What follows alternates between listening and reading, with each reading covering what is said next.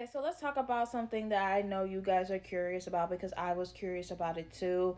Was ancient Egyptian women lesbians? Back then in ancient Egypt, their word was not lesbian, and there's no word that directly translate into a word like lesbian and that directly translate like bisexual, gay, pansexual, that translates into like from ancient Egyptian words. That doesn't mean those relationships did not exist. Same sex attraction isn't new, it's not modern, it's not Western, it's human. I would say it's ancient and it's just something that you are. It happens everywhere where humans exist, including Egypt. So let's talk about what we know about queerness in ancient Egypt. This information comes from tombs and texts, but this was also written by men, of course. So we already know that there's a gap, but even with that gap, there are clues. So there's a famous tomb of Niftup. There are two men buried in ancient Egypt together. They're held in an embrace, and this is usually reserved for married couples. So, yeah, they were lovers and had an extremely intimate bond, as lovers do, most times. And their tomb says, joined in life, joined in death.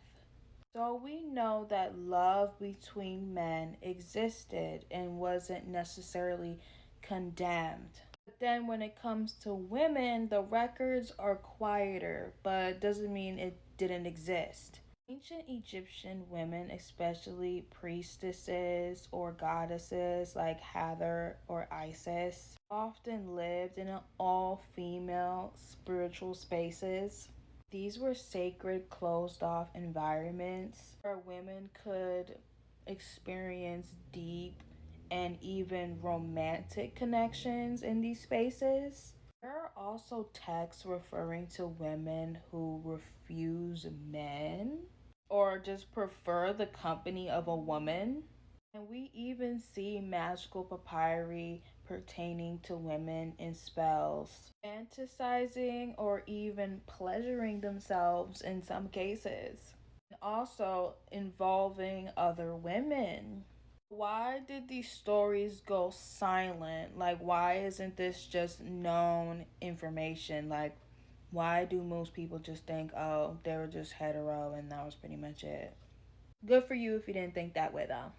So, why did their stories go silent? Now, queer women have been erased from history like over and over and over and over and over. And it's not because that they didn't exist, obviously. It's because men control what gets put out.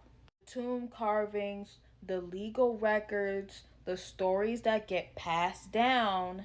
Even if two women were deeply in love, unless they were rich or royal or somehow just linked to them or religious life, we wouldn't know about it. In fact, this information gets later filtered because in ancient Egypt's history, Greek, Christians, colonial lenses just basically decide, you know what, we're just gonna wipe this information. Yeah. You can see how sapphic stories got buried under layers and layers and layers and layers of silence because they didn't want that shit out there. So they said, you know what? We're gonna do what we want. We're gonna erase it, like pretend this wasn't here. This is not what I agree with.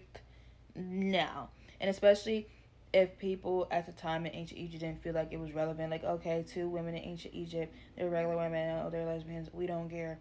We only care if it's royal or a goddess. You know, that's what they're mostly going to be paying attention to.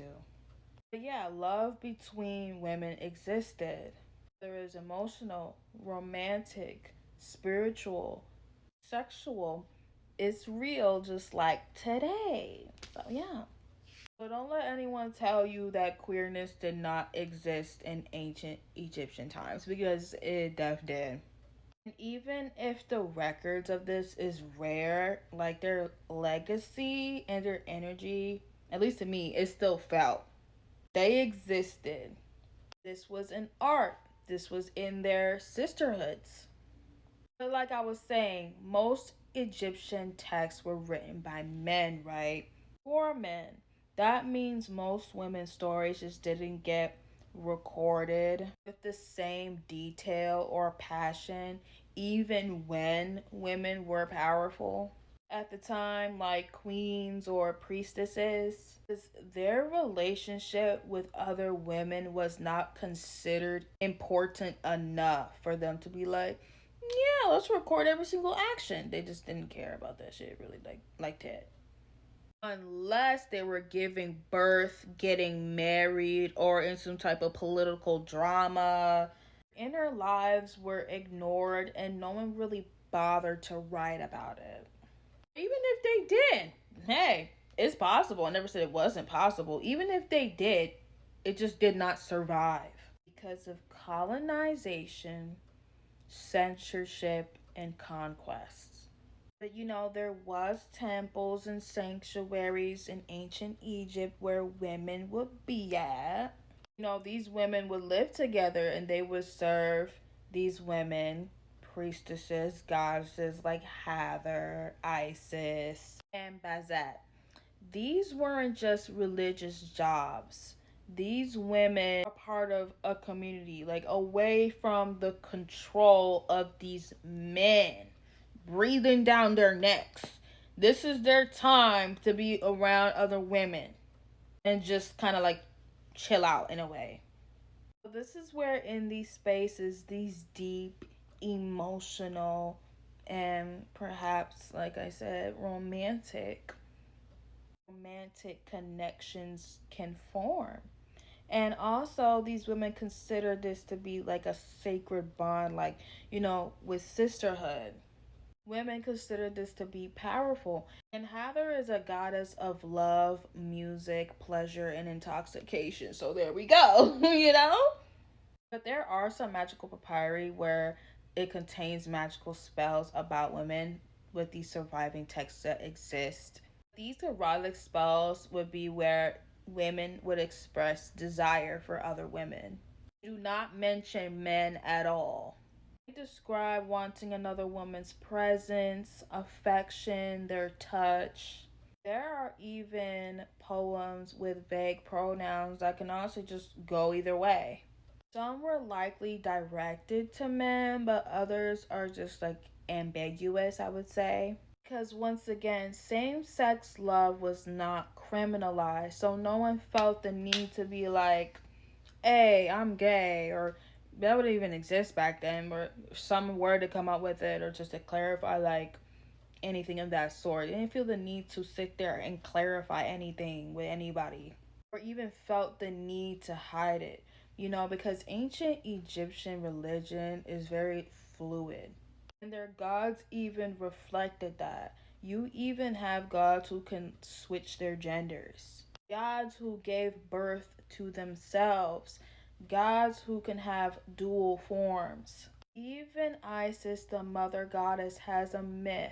She mourns her husband Osiris with such divine intensity, revives him long enough to become pregnant. Okay, Pound Town. Like, okay, shit. You revived him long enough to do that.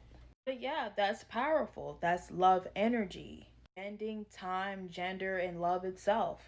So their belief system in ancient Egypt allowed for flexibility, complexity, and even devotion.